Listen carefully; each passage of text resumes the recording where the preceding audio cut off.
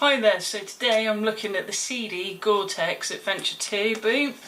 I've actually only had it about 3.5 weeks, and I just thought I would give an initial thoughts to this because I've got a couple of things that I really like about this boot and a couple, well, certainly one thing that I'm not that happy about this boot and quite, fairly concerned about.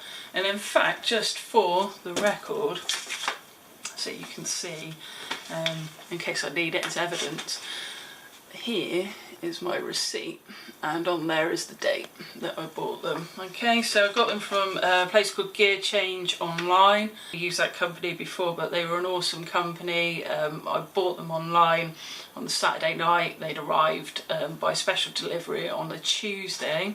So that was really, really good. Essentially, they just posted them out first thing on Monday morning and they came to me, and considering their Scunthorpe, that's quite away from where I'm living.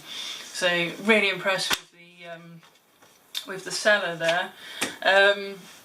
So the boots. Well, the Adventure 2, I did quite a lot of homework. I needed some new boots. My TCX waterproof ones was starting to lose their waterproofing. I'll talk about that in another review. And I wanted to get something with a better sole, to be honest with you, a more durable sole, one that I could just walk around in. I do a lot of hours in bike gear, so not just on the bike but also walking around different work commitments and things like that, so it's good to have a good sole.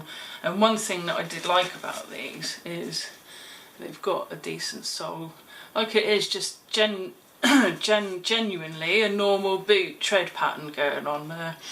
Reviews suggest, certainly on the older version of the Adventure, that these soles are hard wearing, they are lasting, unlike maybe some other brands, and people are saying that they're quite sticky, and I can attest to that, it does feel like a sticky sole, both on and off the bike, and manoeuvring the bike around, when you sort of sat on the bike and trying to sort of get it backed into a car park space or what have you. These are gripping the ground really well, so I'm really pleased with this sole on them. But let's cut to straight where I am a bit concerned with these is already it's showing signs of wear here, and that's the same on both boots. I'm not too sure if you can actually see that there. Ah, here we go in the light. So here, slightly different colour to the rest of the boot, and that colour there is indicative of some wearing. Now, it may be that it just scuffs it up a little bit and that's fine, but think about it, these are only 3 weeks old and I've only used them probably 4 or 5 times a week. So if you're looking 3 times 5, maybe 15 times I've used them. So really, they could certainly potentially be not showing signs like that. And that is probably my main concern with these boots, and it is both. It is on both boots. Just show you. Can't see. There. See where it's light? Just there. Definitely. That's not helping really. But basically, it's where this the plastic is rubbing up against the material. I say material because actually this is a vegan friendly boot.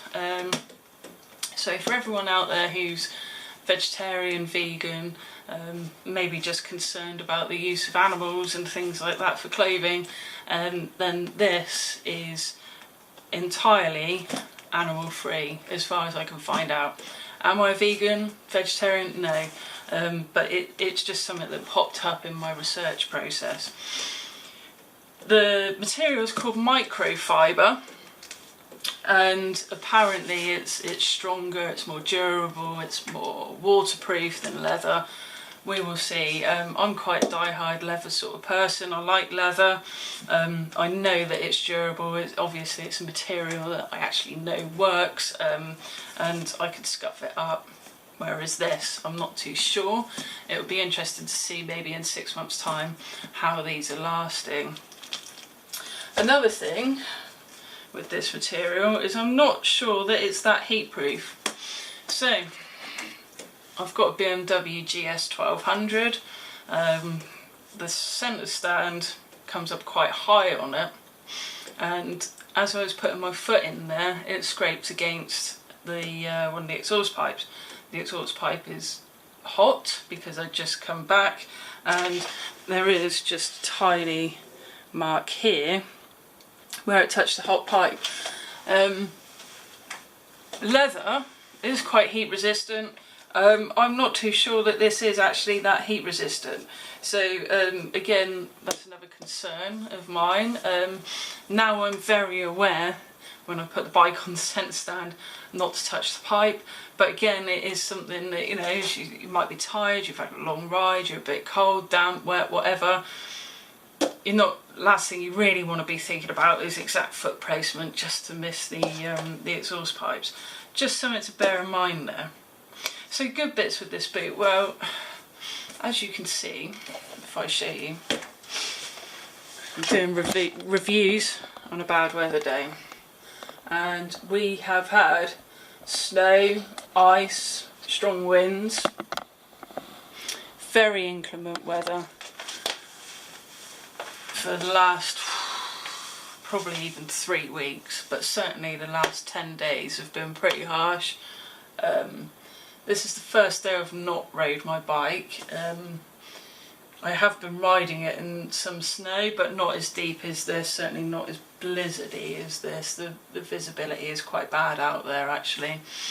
But I've been wearing these boots, and I've only had one pair of socks on, whereas normally I may have had 2 pairs of socks on. My feet have been toasty and warm. Possibly because the Goretex liner actually does come all the way. I'll show you here, it is all the way up to the top, and you can see that there's liner all in there as well. And it is there's a bit of padding around it, certainly around this ankle area here, so none of it is pinching or rubbing in, and it's keeping my feet toasty. Rain wise, I have been in hard rain up to about half an hour so far, so I can't really report properly on how well they will be waterproof. Time will tell there. Like I say, I will come back. I will do another review on these probably in about 6 months' time, and then it will be hot outside, and we'll also be able to look at the heat and the sort of breathability of the boot as well. I like the fact that the Goretex comes so high up on these. I'm not planning on going in too many rivers and muddy puddles, but it is just reassuring that if there's sort of, for instance, road water splashing up and what have you, even the upper parts of my legs are being protected from the elements. Talking about protection, these are absolutely awesome for protection. So they are almost like a motocross boot. I've got some Garnet fastbacks, and clearly they are a motocross boot. They offer a lot more protection.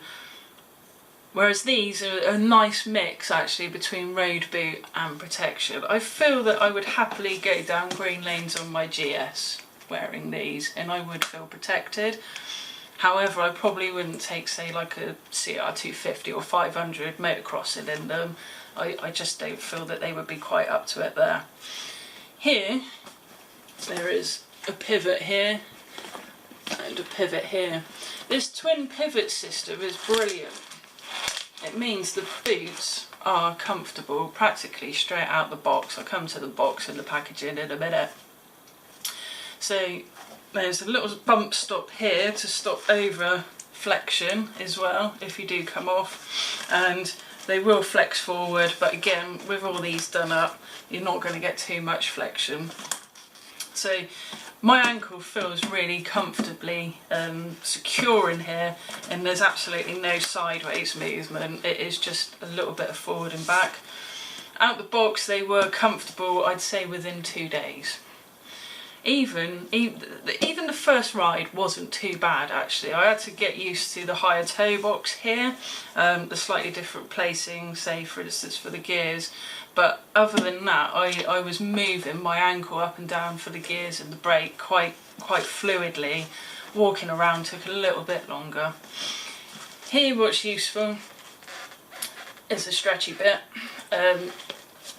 What I tend to do is I use the bike for commuting for work, so I'm often wearing a suit or something, and I tuck like my trousers in here and then do the boots up and then put my over trousers, textile trousers, over the top there. But it just means that there's plenty of room to tuck trousers or leathers, or even if you wanted to, like some sort of knee brace in there. Got great protection here. This does actually very slightly get in the way of the pillion foot peg rest on the GS, which again makes it a bit awkward for getting it on the centre stand, but it's minor details, it really is.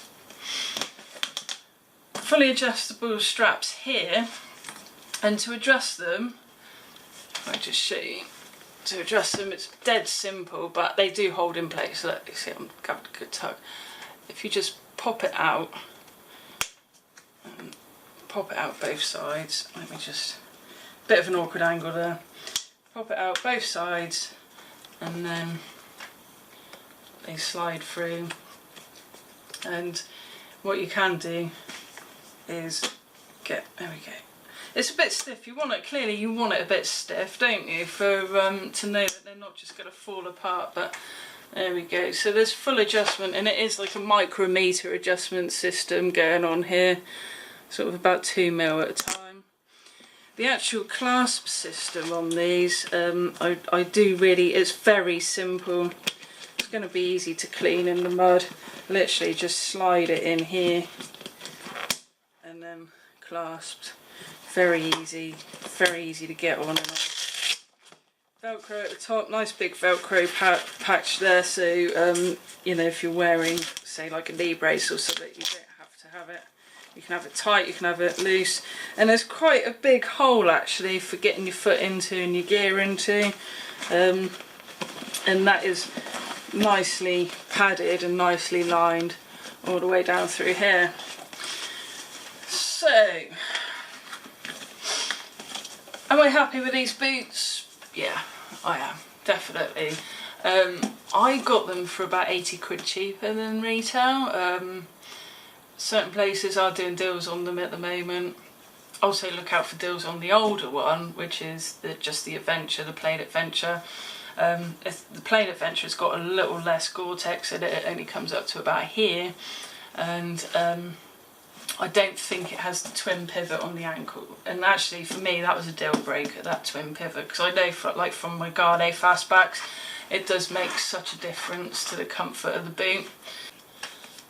So the fit and the size on these CDs, well, I've gone a size up, but that's just so I can get an extra pair of socks in, and they seem to be fitting about true to size. So this is a size 8. Normally I'm a good 7, so I kind of fill a 7, if that makes sense. 7.5 would be perfect. But I've decided to go a size up. There is still quite a lot of space around the toe box here. I could easily get 2 pairs of socks in. Not that I've actually needed to have 2 pairs of socks, and I've been riding in like minus, I think the wind chill the other day when I was riding was minus 15. So just the air temperature alone has been about minus 5. So pretty cold, and I've only had 1 pair of sort of sports style socks on, not even sort of thick merino wool socks, which is great. Gives me a lot of opportunity to go and, you know, go longer riding or whatever. I'm wearing a couple of pairs of socks and knowing my feet are going to be warm. Another thing about the fit, a lot of people complain that they can't get their ankles in boots very well. Some boots are far too narrow. Well, this boot will accommodate the wider ankle and calf very, very easily. There's a big opening here, and because these clasps are fully adjustable, it means that you can have a lot of space in here, and that is quite important for these boots. I think it could be a game changer for some people, because it means this boot would fit them over any other boot. So if you've got wide ankles, wide feet, I would actually say at the front here they're reasonably narrow, but they're certainly wider than, say, for instance, I'll get my other ones here. These TCX Sport Tour are very narrow compared with the CDs. So what I would say is they're not like a massively wide foot, but they are kind of, they fit to size. They're kind of a standard fit. And I definitely would say if you've got wide ankles, wide calves, then consider these boots. At the moment, actually, I do recommend them, despite this rubbing here and despite maybe the heat problem with the exhaust. We'll just see how it goes. I will come back with a ride report. Things in the box. Well, it wouldn't be decent bike gear if you didn't have a load of stickers come with it. So there we go. I'll put a few of those in the garage. Won't put them on the bike though. Nice strong box. So it's reusable. I'm going to keep this box actually, just in case I do need to send them back because of that rubbing thing. And then lots of care instructions and the Goretex guarantee as well. So it's a lifetime Goretex guarantee on these, like any Goretex product, which is good. But like I say, a bit concerned about that there. Styling wise, I quite like the styling of them. They're quite chunky, but actually they don't look too aggressively chunky when they're on, and I've managed to wear them to work and no one's sort of looking at me oddly or anything like that, so that's quite cool. At the moment, would I buy them again? Yes, I would buy them again. However, we'll just see what the wearing is like on them.